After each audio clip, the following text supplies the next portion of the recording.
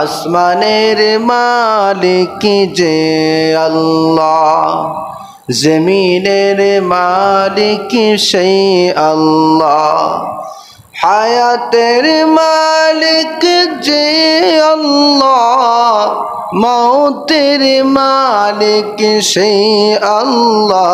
জোরে লা ইলাহা মুহাব্বত লা ইলাহা ইল্লাল্লাহ, লা ইলাহা লা ইলাহা ইল্লাল্লাহু মুহাম্মাদুর রাসূলুল্লাহ সাল্লাল্লাহু আলাইহি ওয়াসাল্লাম। আল্লাহুম্মা সাল্লি ওয়া সাল্লিম ওয়া বারিক আলাইহি। মুআজ্জাজ মুহতারাম, অত্র মসজিদে দিনদার ইমানদার সম্মানিত মুসল্লিয়ান ইকরাম, সকলের প্রতি আবারও অন্তরের অন্তরস্থল থেকে সালাম। আসসালামু আলাইকুম ওয়া রাহমাতুল্লাহ। আমরা সর্বপ্রথম সেই আল্লাহ সুবহানাহু ওয়া তাআলার দরবারে লাখো কোটি শুকরিয়া আদায় করি যে মহান রব্বুল আলামিন আমাদেরকে ভালোবেসে এলাকা থেকে বাছাই করে সকলের আগে ভাগে আল্লাহর ঘর মসজিদে এসে বসার তৌফিক দান করেছেন। খুশি হয়ে সকলেই বলি আলহামদুলিল্লাহ। আওয়াজটা উঁচু করে আর একবার বলি আলহামদুলিল্লাহ। লক্ষ কোটি দরুদ সালাম প্রেরণ করছি আমাদের সেই প্রাণ প্রিয় আখিরি নবী পাকের শানে, যে নবী রাসূল পরকালে আপনার আমার জন্য শাফাত করবেন, সেই মহান নবীর প্রতি প্রাণ ভরা দরুদ সালাম উচ্চ কণ্ঠে সকলেই বলছি সাল্লাল্লাহু আলাইহি ওয়াসাল্লাম। হাজরিন, আজ পবিত্র মাহে শাবান মাসের শেষ জুমা। আজকে জুমার আলোচনার আলোচ্য বিষয় পবিত্র রমজান মাসের প্রস্তুতি ও নফল ইবাদাতের প্রতি উৎসাহ প্রদান সম্পর্কে। মহান আল্লাহ পাক এই গুরুত্বপূর্ণ বিষয়ে সংক্ষিপ্ত সময়ে আমাদের প্রত্যেকের জানার, বোঝার এবং বাস্তব জীবনে তা আমল করার তৌফিক দান করুন, বলেন আল্লাহুম্মা আমিন। হাজরিন, শুরুতেই বলবো, আমাদের প্রতিটি কাজের শুরুতেই প্রস্তুতি প্রয়োজন হয়, ঠিক কি না? আমরা যেই কাজ করি না কেন, যে কর্ম করি না কেন, সেই কাজটি করতে হলে আগে থেকে প্রস্তুতি নিতে হয়, ঠিক কি না বলেন? আমাদের বাড়িতে যদি কোনো অনুষ্ঠান হয়, যদি কোনো মিলাদ মাহফিলের ব্যবস্থা হয়, তাহলে কমপক্ষে 2 দিন আগে থেকে আমাদের প্রস্তুতি নিতে হয় যে আমরা আমাদের মিলাদ শরীফে কোন হুজুরকে দাওয়াত দিব, মানুষগুলো এসে কোথায় বসবে, তাবারুকের ব্যবস্থা কি হবে, ইত্যাদি বিষয় আমাদের আগে থেকেই প্রস্তুতি নিতে হয়, ঠিক কি না? আমাদের কারোর বাড়িতে যদি বিবাহ হয়, কারো ছেলে কারো অথবা মেয়ে বিবাহ হলে কমপক্ষে 1 মাস আগে থেকেই প্রস্তুতি নিতে হয় যে আমার বাড়িতে মেহমান আসবে, তাদেরকে কিভাবে রাখবো, কিভাবে খাওয়াবো, কত রকমের আইটেম হবে রান্নার, কোন বাবুর্চি রান্নবে, কতজন যাবে, কতজন আসবে, ইত্যাদি সকল বিষয় বিয়ের আগে প্রস্তুতি নিতে হয়, ঠিক কি না? এর উদ্দেশ্য একটাই, সেটি হলো অনুষ্ঠানের দিনে মেহমান যেন বাড়িতে এসে খাওয়ার অসুবিধা না হয়, মেহমান যেন কষ্ট না পায়, এজন্য জাগতিক বিষয়ে লক্ষ্য রেখে কমপক্ষে 15 দিন 1 মাস আগে থেকেই আমাদের প্রস্তুতি নিতে হয়, ঠিক কিনা বলেন? ঠিক অনুরূপভাবে আল্লাহ পাকের ইবাদতের ক্ষেত্রে এমন কিছু কিছু রাত রয়েছে, এমন কিছু কিছু দিন রয়েছে, এমন কিছু কিছু ফজিলাতপূর্ণ মাস রয়েছে, যে মাসগুলো আসলেই ইমানদারেরা, মুসলমানেরা, আল্লাহওয়ালারা ইবাদতের জন্য আগে থেকেই প্রস্তুতি নেয়, বলেন সুবহানাল্লাহ। আল্লাহ তাআলার অসংখ্য ফজিলাতপূর্ণ মাসের মধ্যে উল্লেখযোগ্য শ্রেষ্ঠতম একটি মাস হচ্ছে পবিত্র মাহে রমজানুল মুবারক মাস। বলেন সুবহানাল্লাহ। এই মাহে রমজানুল মুবারক মাস যখন আসবে তখনও ইমানদারেরা, মুসলমানেরা, আল্লাহওয়ালারা তারা আল্লাহ তাআলার রাজি খুশির জন্য রমজান মাস আসার আগ থেকেই প্রস্তুতি নিয়ে ফেলে। বলেন সুবহানাল্লাহ।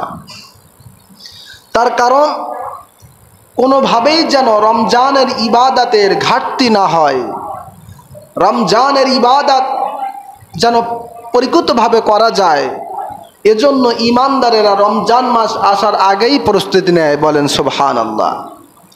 কারণ এই রমজান এতই ফজিলাতপূর্ণ, এতই বরকতপূর্ণ, এর বরকত যদি হাসিল না করা যায় তাহলে বড় দুর্ভাগা হয়ে যেতে হয়। রাসূল করিম সাল্লাল্লাহু আলাইহি ওয়াসাল্লাম হাদিসে মুবারকার মধ্যে বলেন, রাগিমা আনফু রাজুলিন দাখালা আলাইহি রমাদান সুম্মা সালাখা ক্বাবলা আন ইয়াগফিরা লাহু। নবীজি বলেন, দুর্ভাগ্য ওই ব্যক্তি, হতভাগা ওই ব্যক্তি, যেই ব্যক্তির নিকটে মাহে রমজান মাস উপস্থিত হয়েছে, কিন্তু মাহে রমজান মাস এসেছে, থেকেছে, কিন্তু তার জীবনের গুনাহ মাফ করে দেওয়া হয়নি। তার জীবনের গুনাহ মাফ করে দেওয়ার আগেই রমজান মাস বিদায় নিয়েছে। ওই ব্যক্তি বড় দুনিয়ার বুকে হতভাগা, দুর্ভাগা। জোরে কর নাউজুবিল্লাহ।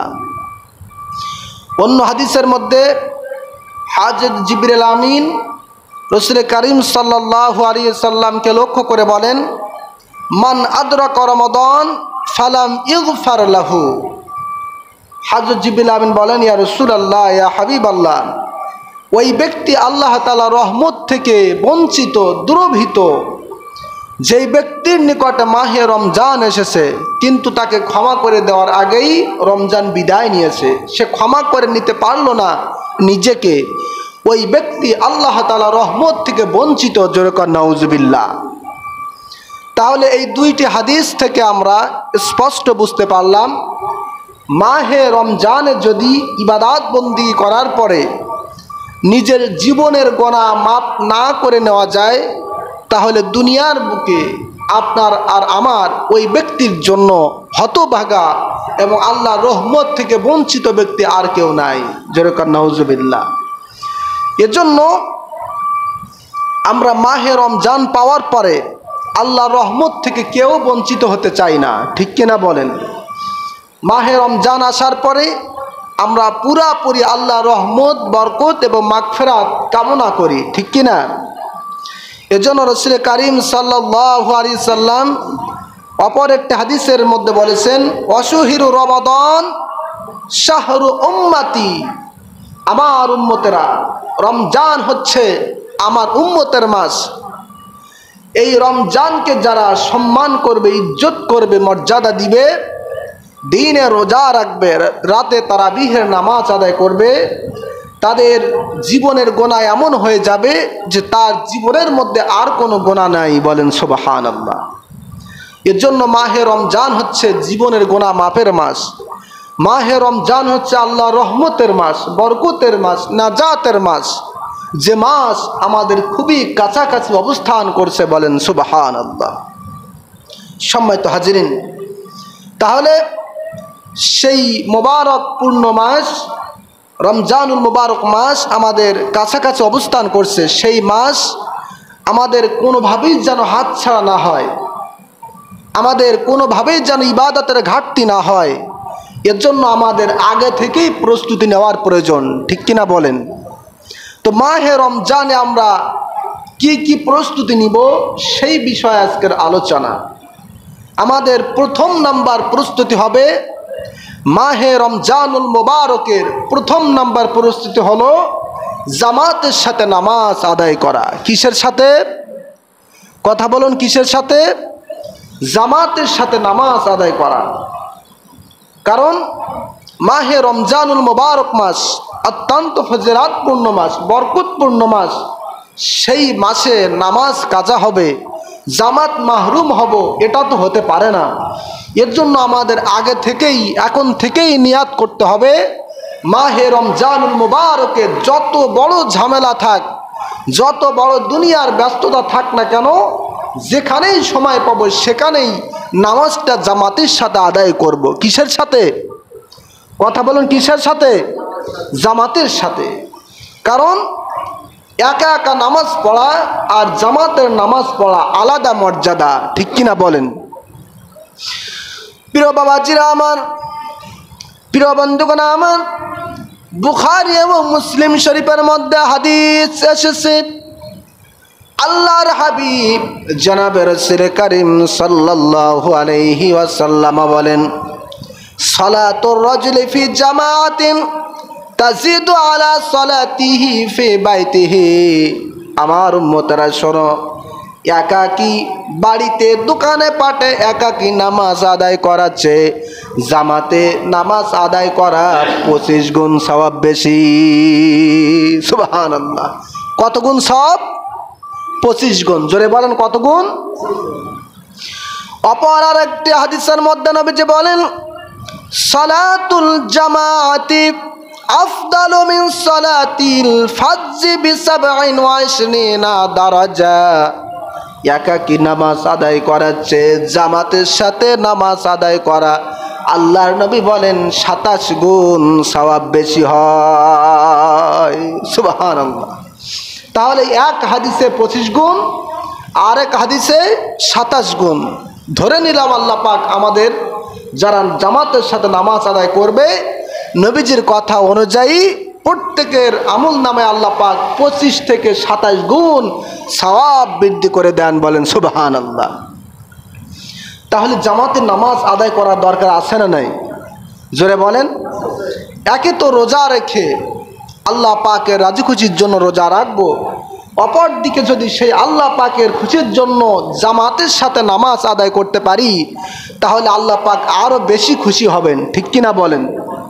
এর জন্য আমাদের প্রথম নম্বর প্রস্তুতি হবে মাহে রমজানের জামাতের সাথে নামাজ আদায় করা। কিসের সাথে? একটু কথা বলেন, কিসের সাথে? প্রিয় বাবাজিরা আমার, আমরা জামাতের সাথে 5 ওয়াক্ত নামাজ আদায় করব। শুধু জামাতের সাথে নয়, বরং আমরা চেষ্টা করব প্রত্যেকে তাকবীরে উলার সাথে নামাজ আদায় করার। কিসের সাথে? তাকবীরে উলা। তাকবীরে উলা কাকে বলে? যখন ইমাম সাহেব আল্লাহু আকবার ধ্বনি দিয়া তাকবীরে তাহরিমা বলে হাত বাঁধে, একামতের পরে যখন ইমাম সাহেব আল্লাহু আকবার বলে তাকবীরে তাহরিমা বলে বুকে হাত বাঁধে, ইমাম সাহেবের সাথে সাথে মুসল্লি নিজেও যখন সেই ইমামের সাথে সাথে তাকবীরে উলা হাত বাঁধবে, সেটা আর সাধারণ হয় না, বরং সেটা তাকবীরে উলা হিসেবে গণ্য হয়ে যায়। বলেন সুবহানাল্লাহ।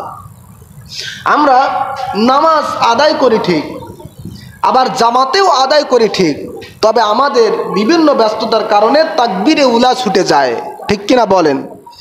জামাতে নামাজ আদায় করি, শেষের দিকে এসে 2 রাকাত 1 রাকাত আমরা পাই। তো এভাবে পাওয়ার কারণে আমাদের জামাতে নামাজ আদায় হচ্ছে ঠিক, কিন্তু তাকবীরে উলা মাহরুম হয়ে যাচ্ছে। আর এই তাকবীরে উলার এত ফজিলাত, এত বরকত, যেটা জানলে পরে আমাদের প্রত্যেকে যত কাজ থাকুক না কেন জামাতের সাথে তাকবীরে উলার সাথে নামাজ আদায় করতে চাইব, ঠিক কিনা বলেন? প্রিয় বাবাজিরা আমার, তাকবীরে উলার সাথে নামাজ আদায় করলে ফজিলাতটি কেমন হবে? আল্লাহর হাবিব সুনান তিরমিজি শরীফের মধ্যে বলেন, মান সাল্লা লিল্লাহি 40 ইয়াওমান ফি জামাতিন ইদরিকুত তাকবীরাতাল উলা। নবীজি বলেন, আমার উম্মতরা শোনো, যে ব্যক্তি আল্লাহ পাকের রাজি খুশির জন্য, আল্লাহ তাআলার সন্তুষ্টির উদ্দেশ্যে একাধারে 40 দিন তাকবীরে উলার সাথে নামাজ আদায় করবে, ওই ব্যক্তিকে আল্লাহ রাব্বুল আলামিন 2টি সুসংবাদ দান করেছেন। সুবহানাল্লাহ। কয়টি সুসংবাদ? একটু কথা বলেন, কয়টি? কোন নামাজ পড়লে? তাকবীরে উলার সাথে, জামাতের সাথে তাকবীরে উলার সাথে নামাজ আদায় করলে নবীজি বলেছেন, ইদরিকুত তাকবীরাতাল উলা, তাকবীরে উলার সাথে নামাজ আদায় করলে পারে আল্লাহ পাক তাকে 2টি মুক্তির সনদ দান করবেন। সুবহানাল্লাহ। 2টি মুক্তির সনদের মধ্যে প্রথম নাম্বার হলো নবীজি বলেছেন বারাআতুম মিনান নার। যারা একেবারে এক এক করে 40 দিন তাকবীরে উলার সাথে নামাজ আদায় করবে, আল্লাহ রাব্বুল আলামিন ভালোবেসে পছন্দ করে ওই ব্যক্তিটাকে জাহান্নামের আগুন থেকে মুক্তি দান করবেন। সুবহানাল্লাহ। কোন আগুন? কোন আগুন? জাহান্নামের আগুন। দ্বিতীয় নম্বরে আমার নবীজি বলেন ওয়া বারাআতুম মিনান নিফাক। যারা একাধারে 40 দিন তাকবীরে উলার সাথে নামাজ আদায় করবে, আল্লাহ রাব্বুল আলামিন ওই ব্যক্তিটাকে নেফাকি থেকে মুক্তি দান করবেন। সুবহানাল্লাহ। মুনাফিকি থেকে মুক্তি দান করবেন এবং আল্লাহর জাহান্নামের আগুন থেকে মুক্তি দান করবেন। আমল হলো একটি, জোরে বলেন সেই আমলটির নাম কি? তাকবীরে উলার সাথে নামাজ আদায় করা। নামাজ আমরা সবাই আদায় করব, তবে শুধুমাত্র তাকবীরে উলার সাথে যদি চেষ্টা করি তাহলে এই ফজিলাতটিও আমরা সাথে সাথে পেয়ে যাব। ঠিক কিনা বলেন? এর জন্য আমরা জামাতে আসবো শেষে না আগে? কথা বলেন। শেষে আসলে সওয়াব বেশি না আগে আসলে সওয়াব বেশি? সেই তো নামাজ আদায় করতেই হবে, পড়তেই হবে, বিকল্প কোনো পথ নাই, রাস্তা নাই। ঠিক কিনা?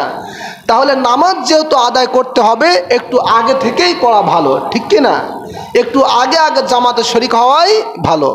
তাহলে আমরা পুরাপুরি তাকবীরে উলার সওয়াব পাবো, জামাতেরও সওয়াব পাবো, আবার নামাজ আদায়েরও সওয়াব পেয়ে যাব। বলেন সুবহানাল্লাহ। প্রিয় বাবাজিরা আমার, প্রিয় বন্ধুগণ আমার, তাহলে মাহে রমজানুল মুবারকের প্রথম নম্বর প্রস্তুতির আমল হলো জামাতের সাথে নামাজ আদায় করা। কিসের সাথে? একটু কথা বলেন, কিসের সাথে? দ্বিতীয় নাম্বার প্রস্তুতি হলো ফরজ ইবাদতের পাশাপাশি নফল ইবাদত বন্দিকে বেশি বেশি করা। কোন ইবাদত? নফল ইবাদত বন্দিকে বেশি বেশি করা। তার কারণ রাসূল করিম সাল্লাল্লাহু আলাইহি ওয়াসাল্লাম হাদিসে মুবারকার মধ্যে স্পষ্ট করে বলেছেন মান তাকাররাবা ফীহি বিখসলাতিন মিনাল খায়রি কানা কামান আদ্দা 70 ফরিদাতান ফীমা সিওয়া। আল্লাহর হাবিব বলেছেন মাহে রমজানুল মুবারকের একটি নফল ইবাদত বন্দেগীর দাম একটি ফরজের মর্যাদা এনে দেয়। সুবহানাল্লাহ। মাহে রমজানের এত বেশি ফজিলাত যে রমজান মাসে একটি নফল ইবাদত করলে অন্য মাসের একটি ফরজ ইবাদতের মর্যাদা আল্লাহ পাক দান করেন। সুবহানাল্লাহ। এর জন্য আমাদের মনে রাখতে হবে মাহে রমজানুল মুবারকে ফরজ ইবাদতের পাশাপাশি নফল ইবাদতগুলো আমাদের অভ্যস্ত হতে হবে, আদায় করতে হবে। নফল ইবাদতের মধ্যে নামাজ কালাম, নফল নামাজ, নফল তাসবিহ তাহলিল কোরআন তেলাওয়াত, এমনি করে যত দরুদ, যত জিকির আজকার রয়েছে, যত তাসবিহগুলো রয়েছে, এ সমস্ত নফল ইবাদত বন্দিকে যদি আমরা করতে পারি আল্লাহ পাক প্রতিটি নফল ইবাদতের মাধ্যমে ফরজের মর্যাদা দান করে দেন। সুবহানাল্লাহ। তাহলে আমরা দ্বিতীয় নম্বরে মাহে রমজানের নফল ইবাদতের প্রস্তুতি নিব। কি? কোন ইবাদতের? কথা বলেন, কোন ইবাদতের? নফল ইবাদতের মধ্যে একটি উল্লেখযোগ্য নামাজ রয়েছে ইশরাকের নামাজ। যেই নামাজটা আমরা অনেকেই নাম শুনি নাই এখনো, আছে না? অনেকে তো জানে, আবার অনেকের নামও শোনে নাই। তার কারণ ফরজ নামাজই তো পড়ার সময় নাই, ইশরাকের নামাজ আবার কখন পড়বে? ঠিক কি না? এই নফল ইবাদতের মধ্যে উল্লেখযোগ্য একটি নামাজ হলো ইশরাকের নামাজ। যেই নামাজ সম্পর্কে নবীজি বলেছেন, তিরমিজির হাদিস, মান সাল্লাল ফজর বিজামাতিন সুম্মা কাদা ইয়াযকুরুল্লাহ। আল্লাহর হাবিব বলেন, যেই ব্যক্তি ফজরের নামাজ জামাত আদায় করার পরে বসে থাকে, সুম্মা কাদা ইয়াযকুরুল্লাহ, দুনিয়ার কোনো কথাবার্তা না বলে মনে মনে আল্লাহ পাকের জিকির করতে থাকে। ফজরের নামাজ জামাতে আদায় করার পরে আল্লাহ পাকের জিকির করতে করতে যখন সূর্য উদয় হয়ে যায়, ওই সূর্য উদয় হয়ে যাওয়ার পরে যখন 2 রাকাত ইশরাকের নামাজ আদায় করে, আল্লাহ রাব্বুল আলামিন তার আমলনামায় একটি হজ এবং একটি উমরার সওয়াব দান করে দেন। সুবহানাল্লাহ। কত সহজ একটি আমল, কিন্তু ফজিলাত অনেক বড়, ঠিক কি না? ফজরের নামাজের পরে আল্লাহ আল্লাহ জিকির করতে করতে সূর্যোদয় হয়ে যাবে। এরপরে যে ব্যক্তি 2 রাকাত ইশরাকের নামাজ আদায় করবে, নবীজি বলেছেন তার আমল নামে আল্লাহ পাক একটি হজ এবং একটি উমরার সওয়াব দান করেন। বলেন সুবহানাল্লাহ। দ্বিতীয় নম্বরে আওয়াবিনের নামাজ। আল্লাহর হাবিব বলেন, সুনান তিরমিজির হাদিস, মান সাল্লা বাদাল মাগরিবি 6 রাকাতিন, যেই ব্যক্তি মাগরিবের নামাজের পরে 2 করে 6 রাকাত আওয়াবিনের নামাজ আদায় করবে, আল্লাহ রাব্বুল আলামিন তার আমল নামায় একাধারে 12 বছর নফল ইবাদতের সওয়াব দান করবেন। সুবহানাল্লাহ। কত সওয়াব, কত মর্যাদা আল্লাহ পাক বাড়ান। বলেন সুবহানাল্লাহ। আর মাগরিবের নামাজের পরে রমজান মাসে আমরা যেটা করি, মোটামুটি ফরজ নামাজ শেষ হয়ে যায়, 2 রাকাত সুন্নাত আদায় করার পরেই মসজিদ ফাঁকা হয়ে যায়, ঠিক কি না? এজন্য আমরা চেষ্টা করব মাহে রমজানের ফজিলাতের দিকে লক্ষ্য করে আমরা এ সমস্ত নফল নামাজ, ইশরাকের নামাজ, আওয়াবিনের নামাজ, তাহাজ্জুদের নামাজগুলো আদায় করার। পারবো তো ইনশাআল্লাহ? আল্লাহর হাবিব বলেন, আলাইকুম বিকিয়ামিল লাইল, আমার উম্মতরা তোমরা বেশি বেশি করে তাহাজ্জুদের নামাজ আদায় করবে। তার কারণে এই তাহাজ্জুদের নামাজের এত মূল্য, এত ফজিলাত। যেই ব্যক্তি নিয়মিত তাহাজ্জুদের নামাজ আদায় করে, ওই ব্যক্তি কখনো দুনিয়ার কোনো গুনাহের সাথে জড়িত থাকতে পারে না। শুধু তাই নয়, যেই ব্যক্তি নিয়মিত তাহাজ্জুদের নামাজ আদায় করে, ওই ব্যক্তির জীবনের গুনাহগুলোকে আল্লাহ পাক অটোমেটিক মাফ করে দেন। সুবহানাল্লাহ। তাহাজ্জুদের নামাজ এটা অনেক মূল্য, অনেক মর্যাদা। এটা আমরা চেষ্টা করব মাহে রমজানুল মুবারকে আদায় করার। অন্য 11 মাসে তো আমাদের ঘুম ভাঙতে চায় না, ঠিক কিনা বলেন? কিন্তু মাহে রমজানের একটি সুযোগ আছে। সুযোগটা কি? যখন ওই যে 3টা অথবা 3:30, 4টা যখন বেজে যায়, তখন মুয়াজ্জিন হোক বা মসজিদের যিনি সেহারি হাকেন, তিনি মানুষদেরকে সেহারি খাওয়ার জন্য ঘুম থেকে জাগ্রত করেন, ঠিক কিনা? আমরা যদি সেই সুযোগে ঘুম ভেঙে আগে যদি উজু করে 2 রাকাত, 4 রাকাত, 6 রাকাত, 8 রাকাত করে তাহাজ্জুদের নামাজটা আগে আদায় করে তারপরে যদি আমরা সেহরি খাই, কেমন হবে বলেন? জোরে বলেন। অন্য মাসে তো সুযোগ হয় না। আমরা চেষ্টা করব এই রমজান মাসে, অত্যন্ত পক্ষে রমজান মাসে যদি আমরা সেহরি খেতে উঠে যদি 4 রাকাত, 8 রাকাত তাহাজ্জুদের নামাজ আদায় করি, তাহলে আল্লাহ পাক আমাদের ভাগ্যই খুলে দিবেন। বলেন সুবহানাল্লাহ। এই তাহাজ্জুদের নামাজে এতই ফজিলাত, আল্লাহ রাব্বুল আলামিন নবীজিকে লক্ষ্য করে বলেন, ওয়ামিনাল লাইলি ফাতাহাজ্জাদ বিহি নাফিলাতাল লাক আসা আইয়াবআসাকা রাব্বুকা মাকামাম মাহমুদা।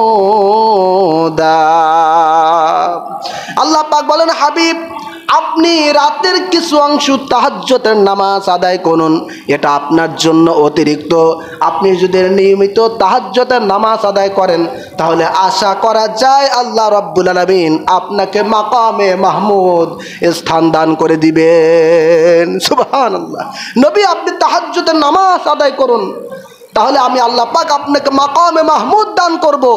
মাকামে মাহমুদ হলো শাফাআতের স্থান, যেখানে দাঁড়িয়ে দাঁড়িয়ে আল্লাহর হাবিব আমাদেরকে শাফাআত করে জাহান্নাম থেকে মুক্ত করে জান্নাতে পৌঁছায় দিবেন। সুবহানাল্লাহ। এটা হলো সেই তাহাজ্জুদের নামাজ।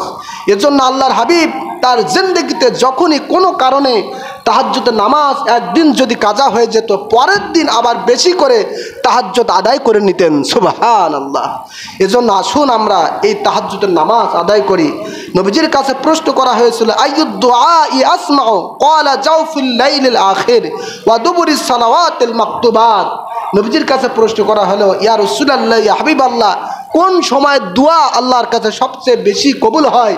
নবীজি বলেছিলেন, আমার উম্মতেরা শোনো, 5 ওয়াক্ত ফরজ নামাজের পরে দোয়া আর তাহাজ্জুদের নামাজের পরে কেউ যদি দোয়া করে, সেই দোয়া আল্লাহ পাক ফেরত দেন না, বরং আল্লাহ পাক মুহূর্তের মধ্যে কবুল করে নেন। সুবহানাল্লাহ।